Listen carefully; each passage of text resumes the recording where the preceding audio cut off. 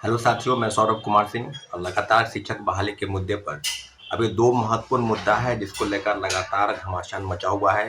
वो मुद्दा है विद्यार्थियों के पक्ष में, यानी ये सीटें टेपरिंग के मामले को लेकर। जैसा कि पता है सबको कि केस फाइल हो चुका है।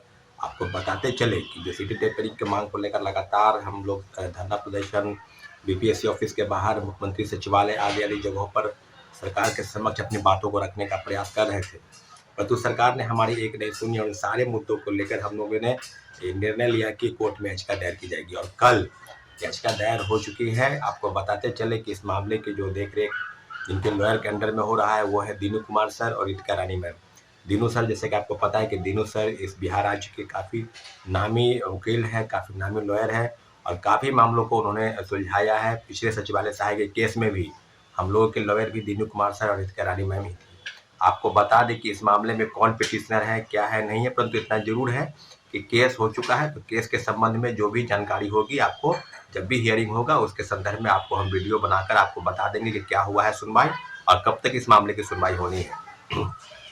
जिस बात को लेकर है कि सीटें टेपरिंग में क्या उनको मौका मिलेगा, सीटें टेपरिंग हो या बीए टेपरिंग हो, तो सब चीज़ों पर आपको हम बता दें कि जैसे कि बिहार सरकार का एक दलील था कि बीटेट प्रत्येक साल होनी चाहिए। बीटेट के मामले में सरकार की तरफ से जो भी पक्ष आया, जो भी फैसला आया, सब चीज़ों पर हमने उनको अवगत कराया है, परंतु बीटेट 2016 के बाद नहीं हुआ। 2016 के बाद नहीं हुआ तो पिछले 6 वर्षों में बीटेट अगर परीक्षाएं हो जाती तो आज सीटें टेपरिंग की मांग को लेकर जो भी लोग अभ्यर्थी हैं, लगभग 4 लाख से ज़्यादा सीटें टेपरिंग की मांग को लेकर देश भर से लोग हैं और उनकी उम्मीद है कि इस कोर्ट के माध्यम से उम्मीद है कि कुछ फैसला आएगा। तो अर्जेंट मेंशनिंग में केस फाइल किया गया है और केस के संदर्भ में जो भी जानकारी होगी आपको हम वीडियो बनाकर बताएंगे, क्योंकि केस के संदर्भ में कुछ भी जानकारी हम बिना तथ्य के आधार पर हम कोर्ट के फैसले का सम्मान करते हैं और सभी को सम्मान करना चाहिए। इसलिए जो भी जानकारी होगी आपको हम अपने वीडियो के माध्यम से बताने का प्रयास करेंगे। साथियों, दूसरी महत्वपूर्ण विषय है वो है कि क्या सेकेंड मेरिट लिस्ट कब तक आएगा। सेकेंड मेरिट लिस्ट के संदर्भ में बहुत सारी जानकारी सामने आ रही है। 5000 के आसपास कुछ सीटें बताई जा रही है। कुछ लोग जो है बता रहे हैं कि 17 जिलों से सूची आ गई है, परंतु थोड़ा विलंब होगा। विलंब होने का मतलब इस महीने के लास्ट तक जो है रिजल्ट पब्लिश हो जाएगी। आपको हम पूरी जानकारी दे रहे हैं, कई लोगों से बातचीत चल रही है। तो 17-18 जिलों की सूची जो है अभी आना बाकी है। तो उम्मीद करते हैं कि कंपलसरी जो रिजल्ट है, यानी जो सेकेंडरी सप्लीमेंट्री रिजल्ट है, वो इस महीने के लास्ट यानी नवंबर लास्ट में आ सकता है। इसकी पूरी जानकारी आपको हम दे रहे हैं। दूसरी महत्वपूर्ण विषय है कि क्या सेकेंड फेज की बहाली में क्या आरक्षण, जो अभी बिहार सरकार ने 75% आरक्षण जो घोषित किया है, 25% आरक्षण अदर कार्ड यूआर के लिए यानी अनारक्षित सीट है, तो वो क्या लागू होगा इसमें। इस बात में बहुत सारे लोगों का फोन करो मैसेज आता है कि 75% आरक्षण सेकेंड फेज की टीआरई 2.0 में क्या लागू होगा या नहीं होगा। तो आपको बता दें कि जितने भी आरक्षण के लाभ की जो सीमा है उसको समाधान विभाग और बीपीएससी की अधियाचना के लिए भेज दी गई है। तो सारी चीजों पर आपको अपडेट 1-2 दिन के अंदर जरूर मिल जाएगा कि ये जो 75% का आरक्षण का लाभ है ये सेकेंड फेज की बहाली में मिलेगा। क्योंकि आपको हम बता दें कि दरोगा हो, सिपाही हो, बीपीएससी द्वारा आयोजित जितनी भी परीक्षाएं हैं सब में 75% आरक्षण का लाभ समान प्रशासन विभाग द्वारा मुख्यमंत्री सचिवालय से वहां चला गया है और बीपीएससी और शिक्षा विभाग ने इन सारे तथ्यों की जानकारी अपने हिसाब से ले रही है और अपडेट जो करने की बात है वो है कि जल्द से जल्द इस मामले में भी अपडेट हो जाएगा।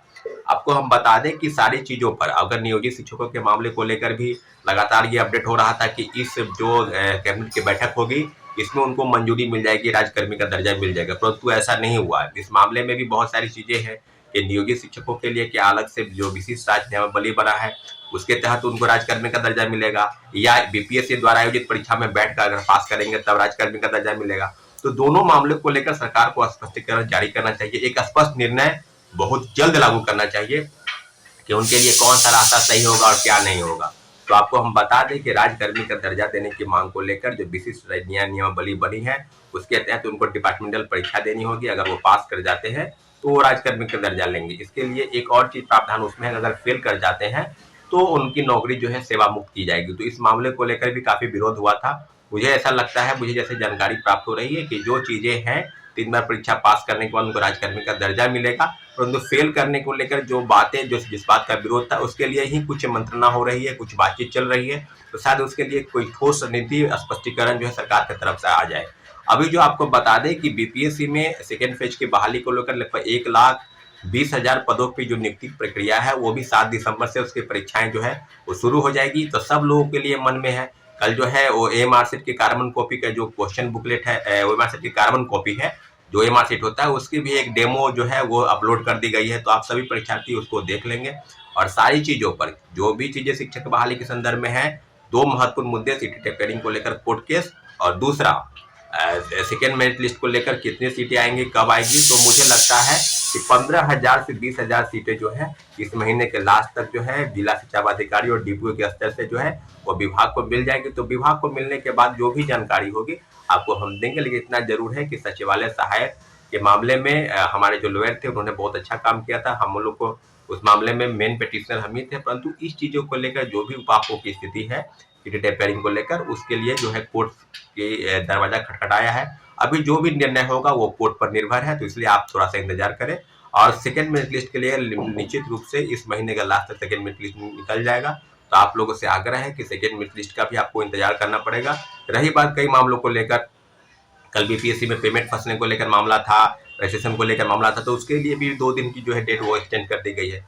तो सारे मामले को लेकर निश्चित रूप से एक सरकार की तरफ से अच्छी पहल है, हम उसका स्वागत करते हैं। परंतु कुछ मामले में जहां लगता है कि विद्यार्थियों के साथ गलत हो रहा है तो निश्चित रूप से खुलकर उसका विरोध किया जाएगा। ठीक है, धन्यवाद, जय हिंद। हमारे चैनल को आपने सब्सक्राइब नहीं किया तो प्लीज सब्सक्राइब कर दे, लाइक और शेयर करें, ताकि जो बातें छात्र हित में है आप तक पहुंच सके और आप यहाँ हमारी बातें हम तक पहुंच सके। ठीक है, धन्यवाद, जय हिंद।